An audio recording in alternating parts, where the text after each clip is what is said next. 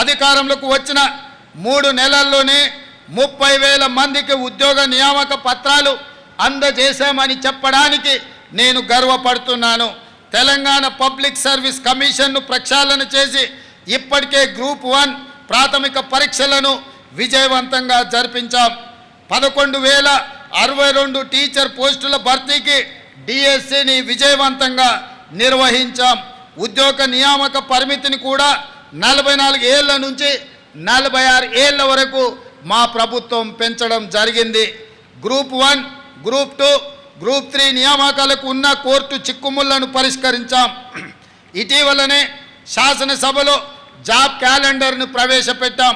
దాని ప్రకారం పోటీ పరీక్షలు నిర్వహించి ప్రతి ఏటా ఉద్యోగ ఖాళీలు భర్తీ చేయబోతున్నాం.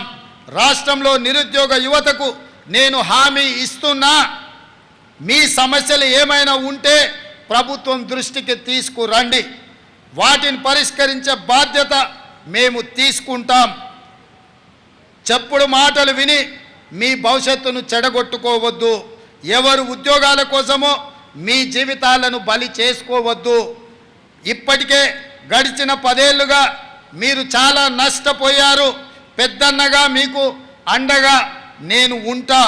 సింగరేణి సహకారంతో రాజీవ్ గాంధీ సివిల్స్ అభయాస్తం కింద సివిల్స్లో ప్రాథమిక పరీక్షను విజయవంతంగా పూర్తి చేసిన అర్హులైన తెలంగాణ యువతకు ₹1,00,000 వంతున ఆర్థిక సహాయం అందించాలని మా ప్రభుత్వం నిర్ణయించింది.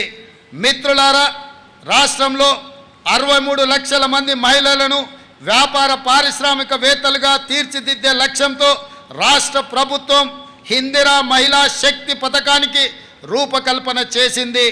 స్త్రీ నిధి ఏర్పాటు, బ్యాంకులతో అనుసంధానం ద్వారా మహిళలకు ₹1,00,000 కోట్ల ఆర్థిక సహాయాన్ని అందించాలని లక్ష్యంగా పెట్టుకున్నాం.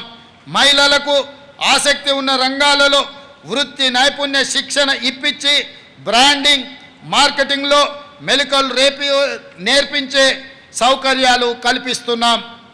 ఇందిరా మహిళా శక్తి పథకంలో భాగంగా రుణ బీమా పథకాన్ని కూడా గత మార్చి నుంచి అమలు చేస్తున్నాం.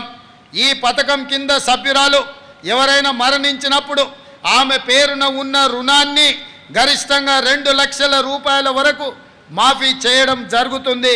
స్వయం సహాయక బృందాల మహిళలకు సభ్యులకు స్కూల్ యూనిఫామ్లు కుట్టే పనిని అప్పగించడంతో పాటు వారి ఉత్పత్తుల విక్రయానికి మాదాపూర్లోని శిల్పారామం వద్ద డ్వాక్రా మహిళా బజార్ ఏర్పాటు చేస్తున్నాం.